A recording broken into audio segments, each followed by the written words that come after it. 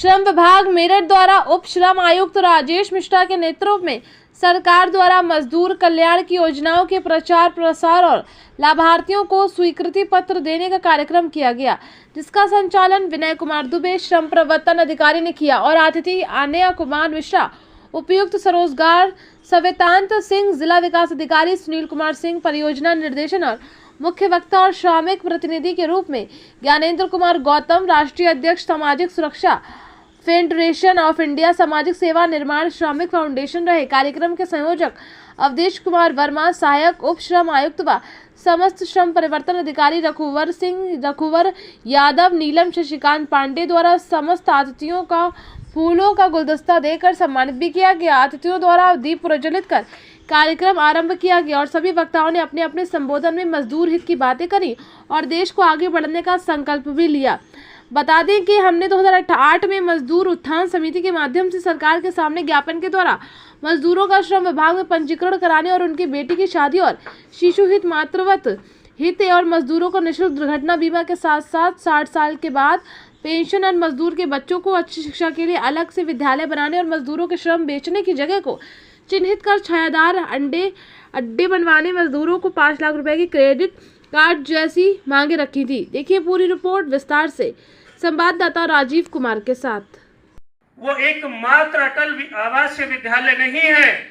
हमारी सरकार का जो सपना है कि हम विश्व गुरु इस देश को बनाना चाहते हैं, तो वो पूरा होने की तरफ एक संकेत भी है। क्योंकि साथियों, जो एक मजदूर भट्टे पर ईंट पाथने का काम करता है, जो बिल्डिंग बनाने का काम करता है, जो पुताई करने का काम करता है, यानी जो भी बीओसी में आते हैं, वो तमाम मजदूर ऐसे हैं कि भट्टे पे काम करने वाला जो मेरा श्रमिक भाई है, उसके बच्चे उनके साथ भट्टे पर आ जाते हैं और जब उनका पढ़ाई का समय होता है तो वो भट्टे पे मिट्टी में खेलते रहते हैं और जब ईंट पाथने का समय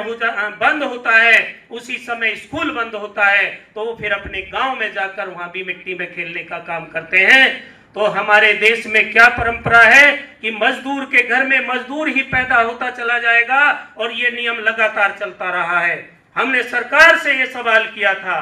कि ये मजदूर के घर में मजदूर पैदा होने वाली फैक्ट्री कब बंद होगी,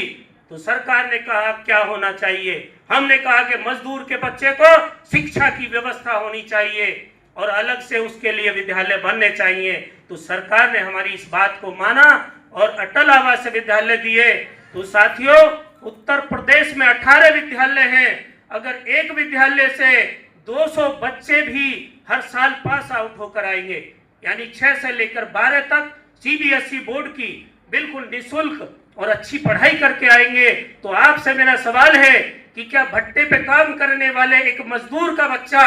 जब इंटर सीबीएसई बोर्ड की पढ़ाई करके आएगा तो क्या वो ईंट पाथने का काम करेगा या अपने परिवार को आगे शिक्षा में बढ़ाने का काम करेगा? यस या नो?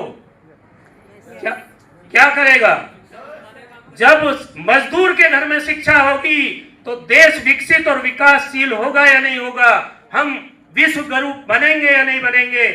तो अगर हमारे एक स्कूल से 200 बच्चे गए पास आउट होकर, तो 18 विद्यालयों से 3600 बच्चे हर साल निकल कर आएंगे और जब उत्तर प्रदेश में 3600 बच्चे हर साल पास आउट होकर जाएंगे, तो साथियों वो 3600 बच्चे नहीं है, 3600 परिवार आगे बढ़ेंगे। बताने के लिए बहुत सारी बातें हैं, लेकिन हमारा संचालन कर रहे हमारे आदरणीय श्रम प्रवर्तन अधिकारी जी मेरे बराबर में खड़े हैं, तो मैं समझ सकता हूं बताने के लिए बहुत सारी बातें हैं, लेकिन अन्य वक्ता भी अपनी बात रखेंगे। मैं अपनी